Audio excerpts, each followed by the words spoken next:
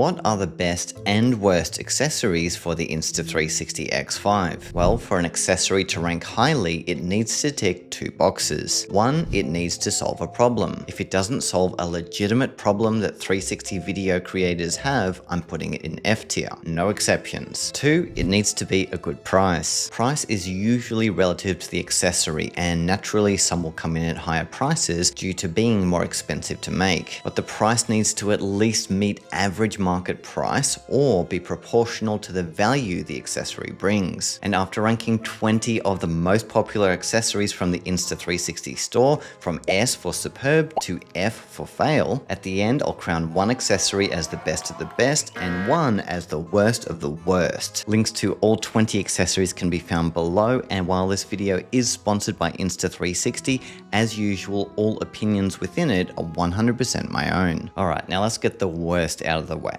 The Throwpod. This is a recent accessory that Insta360 released where the premise is you can drop it on the ground and it will extend legs instantly using an inbuilt spring mechanism. But I just don't know why you'd want to do this, especially with your camera attached to it, since it adds extra risk that really isn't necessary. The stand doesn't go all the way to eye level, making it useless for virtual tours. And to top it off, it's priced at $50 USD, which is why this bad boy is going straight to F tier. Next is the standard 114cm invisible selfie stick. Insta360 have improved their most basic entry-level selfie stick over the years, and this one is really impressive. The main reason being is that when retracted, it's only 23 centimeters, making it highly portable, and when extended, it goes all the way out to 114 centimeters, which is really far. And using a selfie stick with your camera solves the problem of not having to hand hold it, which produces a massive hand. The standard selfie stick is just under 25 US dollars, making it a pretty easy purchase for anyone with an X5. So I'm going to put the 114cm stick in A tier, with my only issue with it being that it does produce a bit of resistance when you pull it out,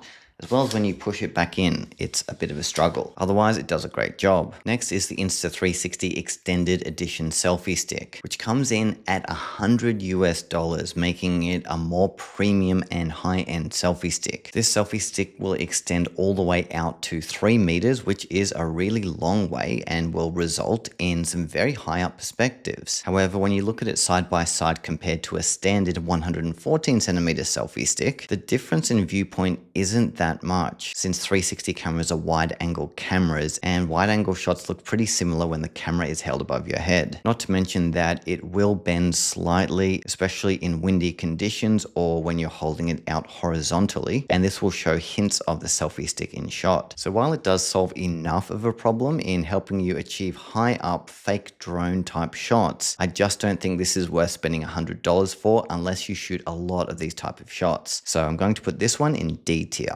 Next is a little known selfie stick that I have quickly fallen in love with, and that is the 85cm mini selfie stick. It comes in two parts. The first part is the selfie stick, which when closed reduces itself down to 19.4 centimeters, making this the most portable selfie stick Insta360 have ever made. The other part it comes with is a rubber grip that you can use around the base of the selfie stick, making it much more comfortable to grip and use. Also making this selfie stick extremely fidget friendly.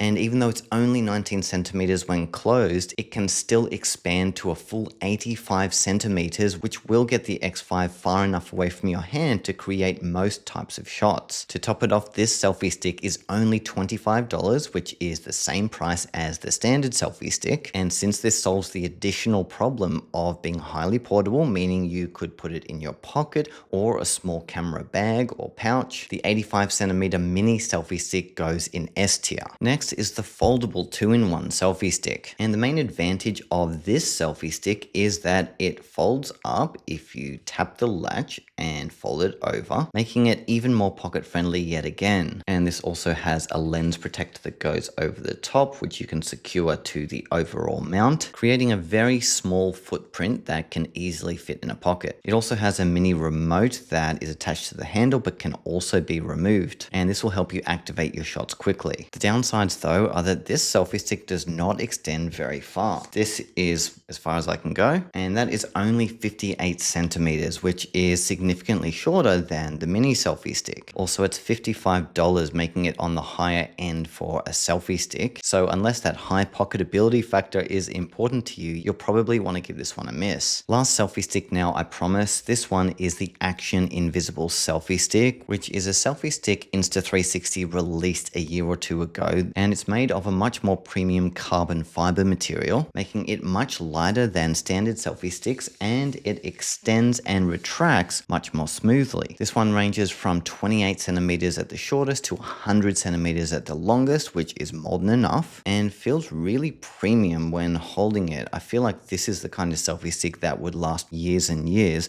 whereas the other ones have a higher chance of breaking or snapping or something going wrong. And this very selfie stick here has lasted me 2 years as my go-to selfie stick. The regular price though is just under 50 USD, which may be a bit too high for some users who just need a basic selfie stick and that's it. So even though I really want to put it in S tier, I'm going to drop it down to A tier for that reason. Next is the X5 horizontal mount. And this was made for situations where you don't want to mount the camera vertically, such as if you're shooting in single lens mode and you're planning on putting it on a tripod or monopod and take advantage of a bigger horizontal screen, or if you do sports and you need to mount the camera in a way that it has a lower profile. The most common one is on a helmet, where putting the camera upright makes it less aerodynamic, but the horizontal profile will make it stand out less. Or if you want to mount it to something else like a vehicle without the risk of it getting tapped or broken when standing up. It's a pretty niche use case though, and this accessory is not cheap. So for that reason, I'll be putting it in C tier. Did you know that Insta360 sold SD cards? Well, this became a thing over the past year or two, and they've clearly modeled them after the SanDisk Extreme Pro. You can see a lot of the markings are the same, since previously the SanDisk card was the recommended card for Insta360 cameras. So Insta360 basically just decided, why not sell our own? So from my experience using both cards, I've achieved somewhat of a similar result. I think they are great SD cards, and the Insta360 card even comes in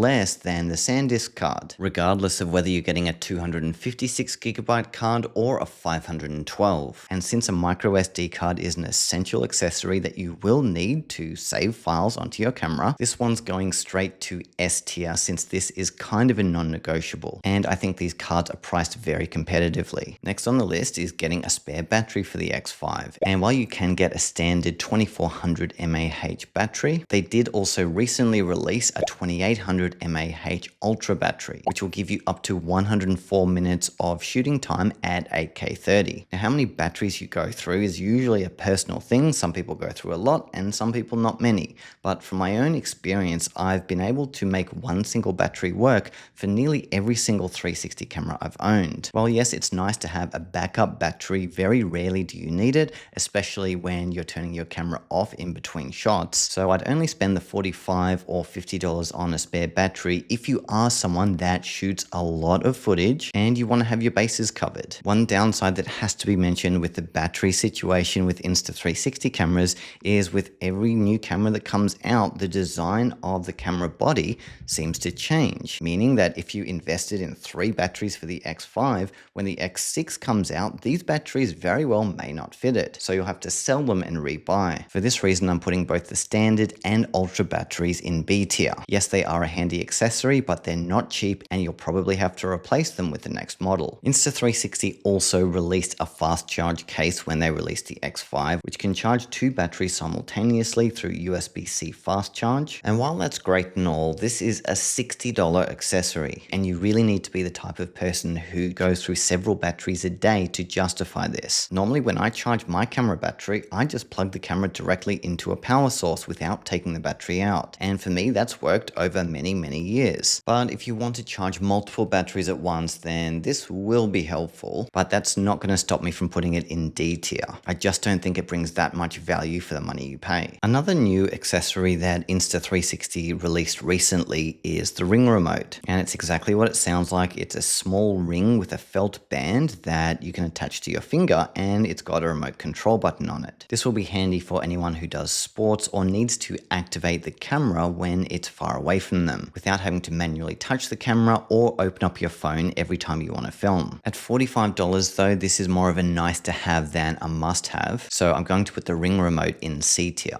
Next are two new lapel microphones they've released for the X5.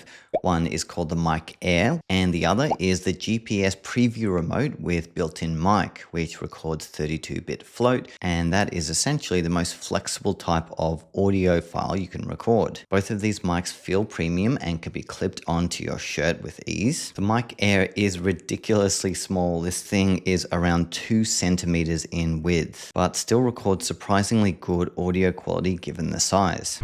This is the built-in mic of the X5 from a few meters away. This is the teeny tiny Mic Air attached to my shirt, and this is the GPS preview remote. How does it sound? This little microphone is extremely beginner friendly and syncs instantly with the X5, saving all the hassle of a complicated technical setup. And for the price of, get this, under $50 US, it's a bit of a no-brainer for anyone who wants to record clean dialogue that syncs in camera with the video they're capturing with the X5. And for this reason, the Mic Air definitely belongs in S tier. As for the GPS mic, while this one is much more expensive at nearly 160 USD, this is not just an audio recording mic. Yes, it does record 32-bit float, which it will sync up with your X5 footage. It will record GPS, so if you're shooting for Google Street View or sports where you need to record GPS data, this device will help you do that. And it can also be used as a remote camera screen to help you set up, record, and preview your shots when the camera isn't in reach. A bit of a niche use case, I know, but if you're shooting any kind of sports and you need to do all those things simultaneously, this device is really multifunctional. It can do a lot of things and it can do them well. It even mounts onto this watch strap if you want to wear it. While the price seems high, for a 32-bit float recorder, it's actually really good. So for all of these reasons, I'm putting it in S tier because it solves a few different high-level problems and will be more than worth the investment if you need to do one or multiple of those things. Next is the X5 Dive Case and Dive Case Pro. While I don't have one of these myself, I can say for sure that it does solve a major problem that 360 video creators have, and that is the issue to do with stitching 360 videos underwater. Since when water touches the lenses directly, it causes lens refraction and major stitching issues around the seam line. Whereas when you put a plastic case over the top of your camera, the camera is able to stitch the case out completely, as well as not having water against the lenses magnifying the shot, resulting in footage looking the way it should look underwater. This is a major problem for 360 cameras, and this accessory solves it without question. The price is pretty decent as well. $100 to $120 is on the low end for a waterproof housing, especially for something so niche like a 360 camera. So if you're someone that shoots underwater a lot, this is going to be an S tier accessory. However, for the average person, because of the price and the more niche use case, it's probably going to be more like an A tier. Insta360 also recently released ND filters, which is the first time 360 cameras have ever had them. And while they fit perfectly and work exactly the way they should, I've found that overall they've made very little difference, at least in the types of shots that I capture. So generally you'd use ND filters to deal with really bright highlights, and they're also used to create a more natural looking motion blur for any type of action shots or vehicle capture. And while I haven't done a lot of testing with these, personally I find the artificial motion blur that you can add in Insta360 Studio to be more than good enough for the majority of situations I'm filming. And most people are just not going to tell the difference between the two. If you're an experienced video creator, you definitely will, and this accessory will bring you value. But for the common everyday user, the ND filters are really not a must-have. They don't solve a big enough problem in my opinion, and as a result, I'm not going to put them in F tier, but I will put them in D tier since they are still usable and will be helpful for some users who really want them. Prior to the X5, replaceable lenses weren't a thing.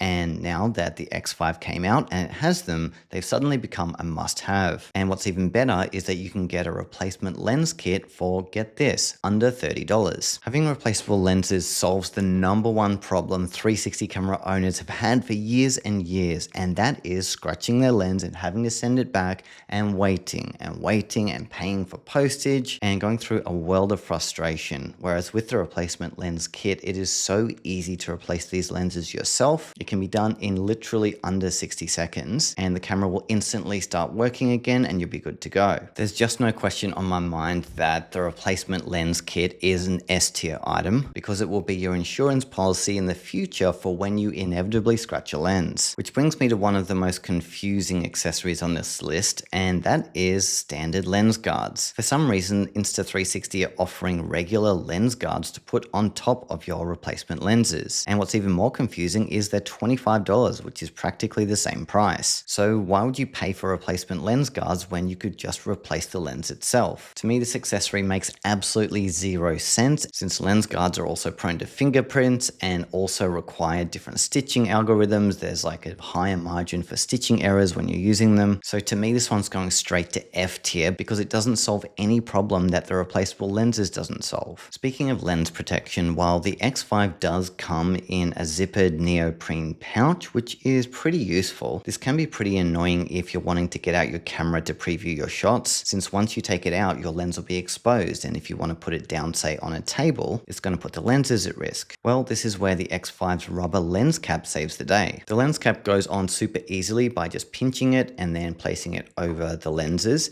And it's also got enough air in these bubbles to not touch the lenses and therefore smudge them. And now I can put this camera down on the table and preview my shots without any risk. So at just $7, this one's a bit of a no-brainer. So I'm putting it in S tier. Speaking of protection, they do offer a screen protector for the X5, which works similar to a smartphone screen protector. However, smashing a screen is surprisingly uncommon, since when you drop your camera, the thing that's protruding is usually the lenses. So those will normally get smashed first, and screens not so much. While it is possible, it will take a lot of force, like a car driving over your camera, to smash the screen, in which case I guess the screen protector is helpful, but it's really not an essential accessory, and I've never smashed a screen in my 10 years of using 360 cameras. So while it does solve a problem, it's not that big of a problem, so I'm putting it in C tier. The final one on the list is the Insta360 X5 Quick Reader, which is a device that you can plug in both to the X5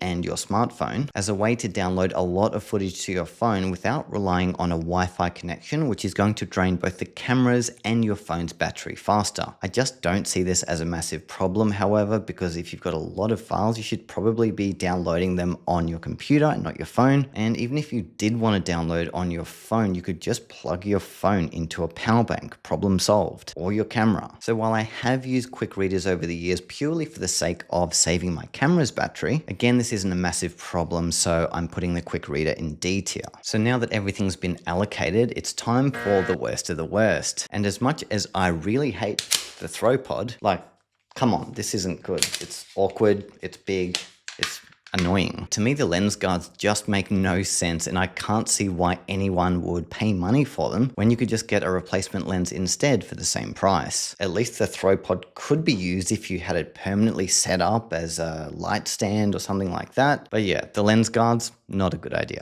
The best of the best, I think, might be a tie. The first one being the 85cm selfie stick that shrinks down to a size so small you can easily fit it in a pocket. And because of that, I definitely see this as my selfie stick of choice going forward, because you don't always want to have to go around with a big heavy backpack with all of your camera gear. Sometimes you just want to go out and shoot with your camera and your selfie stick. And when those two things take up just this amount of space, shooting on the fly becomes that extra bit easier. The other one I'd put in equal first place is the replacement lens kit. Again, this is practically an insurance policy for when you inevitably scratch a lens. It's not going to be an issue. You can replace it yourself in under 60 seconds. And in turn, knowing that you've got this will give you license to be a bit more risky with your camera and get shots you probably wouldn't dare to try otherwise. And that's really what the fun of 360 cameras is all about. Again, I'll link everything I mentioned in this video in the description. And if you haven't got yourself an X5 yet, what's even better is that you can get a free one of these by following my link below, which will come with your X5. So you won't even have to worry about paying for the #1 accessory. Let me know if you like this video and if you want to see other tier-based lists covering other things. And if you're still new to 360 cameras but still own a regular action camera, in this video here, I'll show you how your 360 camera beats your action camera in 5 unique ways.